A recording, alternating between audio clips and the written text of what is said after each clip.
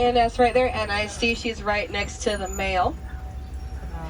Now the male's mane is very important to him, not because it keeps him beautiful, which it does, but it protects his neck and makes sure that everybody knows that he's in charge. That mane is also 40 pounds of hair. That's a lot of hair. Now he started growing that mane when he was a year old, and as he gets older it starts to darken and thicken up. Now, I also see some white rhinos up ahead, so we're going to swing around and get a better look at them in a second. Oh, and these lions are very interested. Now, if you're ever lucky enough to hear a lion roar, you will hear that roar from 5 miles away, making it one of the loudest roars of the big cats. Now, in the pride, the lionesses will do most of the work. They go out and do the hunting, but the male will stay behind and protect his territory and his cubs. I do look pretty content, though, so we're just going to roll on and let those lions sleep. One awake while the rest of them sleep. Probably alternate.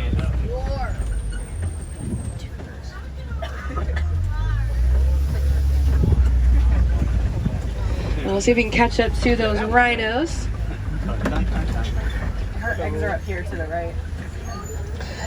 Now, white rhinos aren't actually white, they're a charcoal gray. Their name is a misinterpretation of the Afrikaans word vite, which means wide. They have really wide and square-shaped mouths. Now, they're very social, staying in a big group called a crash. Now, their groups are called crashes because they have really good hearing and really good smelling, but not so much eyesight. They sometimes will bump into things. They can also weigh up to 5,000 to 6,000 pounds. So I don't know what this guy's doing, so we're just going to slowly creep on by.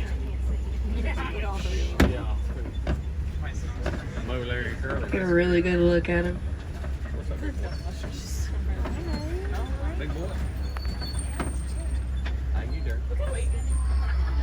Now these are the ones right by the road here. These are Bontebok. Now Bontebok are cousins of the wildebeest, and their name translates to patchwork buck in Afrikaans because they have those white patches with that chestnut coat.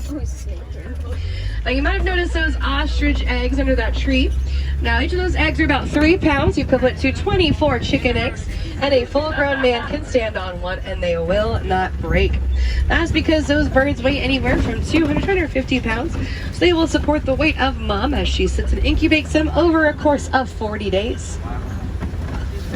But as we cross this bridge right here, we are leaving the savannah altogether and entering a new part of the reserve called Magadi Glen. Now Magadi Glen is still pretty new, but it's also used as a rehabilitation section of the reserve.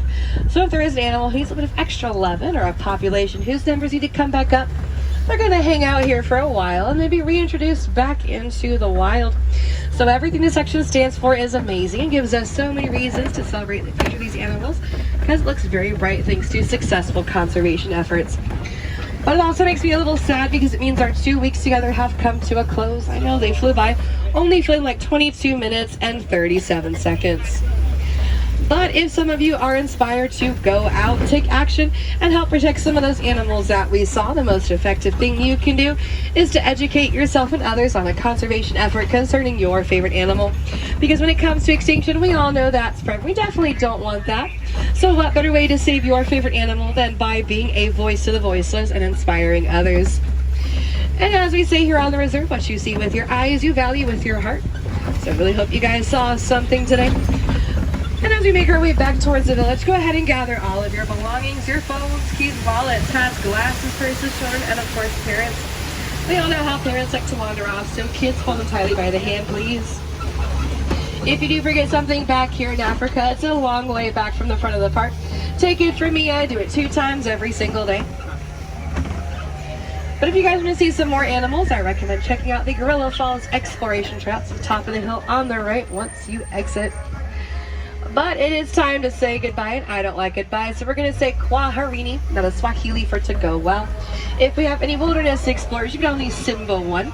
And if you enjoyed your safari as much as I did, my name is Naomi, and it was such a pleasure to have you guys. Asante Sana, thank you so much for spending your afternoon here with me at Kilimanjaro Safaris.